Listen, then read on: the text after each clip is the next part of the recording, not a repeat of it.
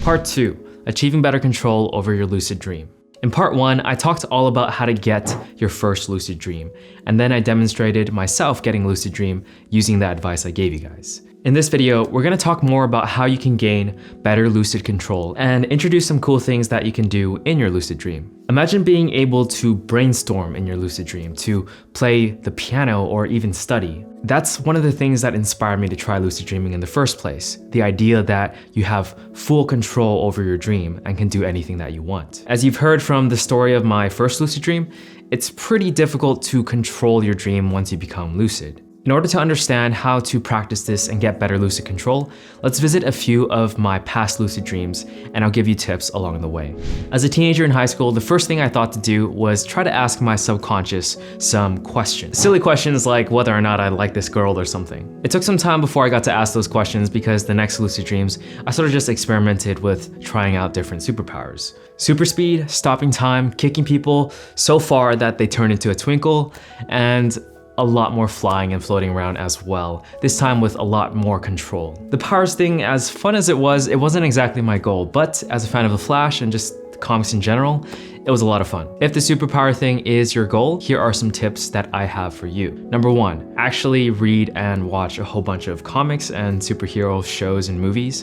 It actually really does help a lot, even with just regular dreams, not even lucid dreams, just being able to fly and do stuff in those dreams.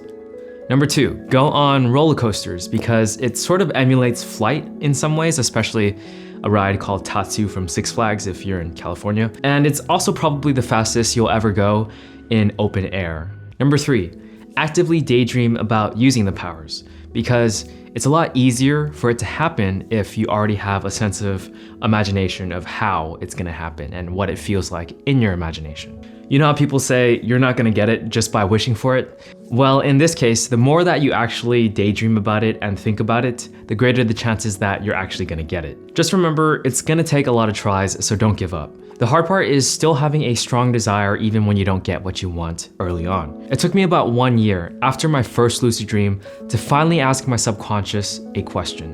What is my greatest fear? So in my dream, I gained lucidity after walking through a couple of walls and found myself at a foggy swamp area with a dock. An odd-looking reddish-pink blob with a face that sort of looked like a giant heart brain thing popped out of the water. It screeched a terrible sound at me and then started morphing into different shapes. If my subconscious's goal was to scare me, it did a great job. You see, sometimes you don't get the answer you expect. There are so many ways to interpret what happened, but as a piece of advice, sometimes it just doesn't mean anything.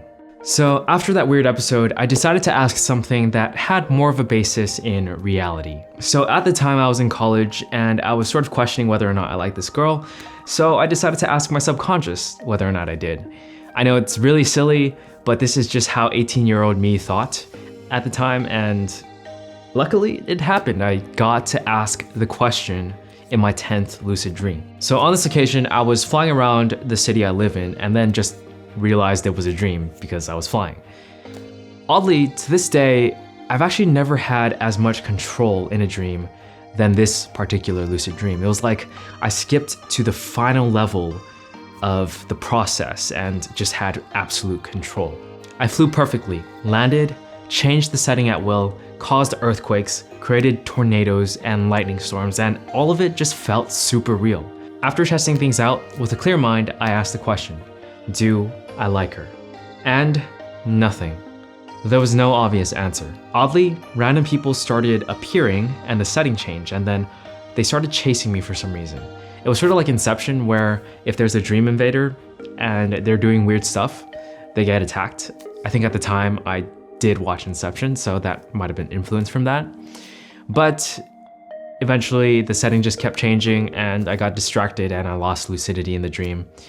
Not exactly the best conclusion to one of the most incredible lucid dreams I've had to date. So here are my tips for asking your subconscious questions.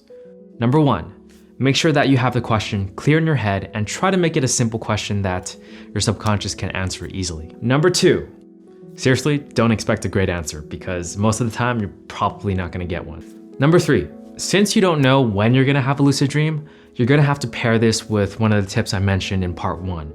the one where you think about having a lucid dream right before you sleep. So just add on the fact that you have a question that you want to ask when you go lucid. Personally, I think asking questions to your subconscious is a pretty fun thing to do, but considering the results that I've gotten, I sort of moved on from it and have tried other things. The next thing I tried was demanding my subconscious to do something.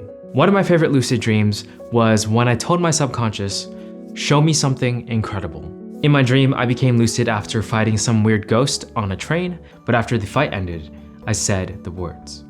Without having control over my body, I flew up into the sky, going higher and higher until I could see a city surrounded by a circular wall and giant pillars. It was an incredible sight that looked straight out of a fantasy movie, but none that I'd ever seen before. My subconscious was even kind enough to make an indentation on the clouds, telling me the city's name, Emery. No joke, that's a word I'd never seen before that dream. That was truly something incredible. Each time I've demanded my subconscious to show me something cool, it's always responded in an interesting way. Here's a few tips on how you might be able to do the same thing. Number 1, you can go ahead and be vague about your demand. Honestly, I had no idea what I was expecting, and the first time, it managed to work. Maybe it was luck. Number 2, you have to have some confidence. In my lucid dreams, there have been times where, while I was flying, I second-guessed it or I felt unsure, and what ended up happening was I lost the power. For me, my dreams reflect my mental state in reality, so if I want better lucid control or to do interesting things in my dream, my own life in reality needs to have some order. Number 3, the moment that you become lucid, try to immediately do what you have planned for that lucid dream.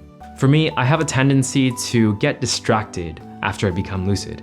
It's a bad habit of me just flying around and doing other super stuff. At least for myself, I do think there's limited amounts of time that you stay lucid, so just try to use that time wisely. Anyways, those are some cool things that I've tried in my lucid dreams that you guys can try as well, plus my tips on how to gain better lucid control to try those things. Don't worry if it takes you a while to enact the plan you made in reality in your lucid dream, it's gonna take a while. And honestly, for me, the majority of my lucid dreams are just me doing cool stuff that I thought of on the spot. I say having a lucid dream to begin with is already a pretty amazing experience, but not always. In my next lucid dream video, I'm gonna tell you guys about a time that I actually got stuck in a lucid dream. That video is gonna be on my personal channel, so I'm gonna go ahead and leave a link to that channel below. In the meantime, let me know if you have any questions in the comments, and also if you have tips that I didn't mention, I'd love to know about them too. If you enjoyed the video, consider giving the video a like and subscribing. It's always appreciated. Thanks for watching. I hope to see you guys in part 3.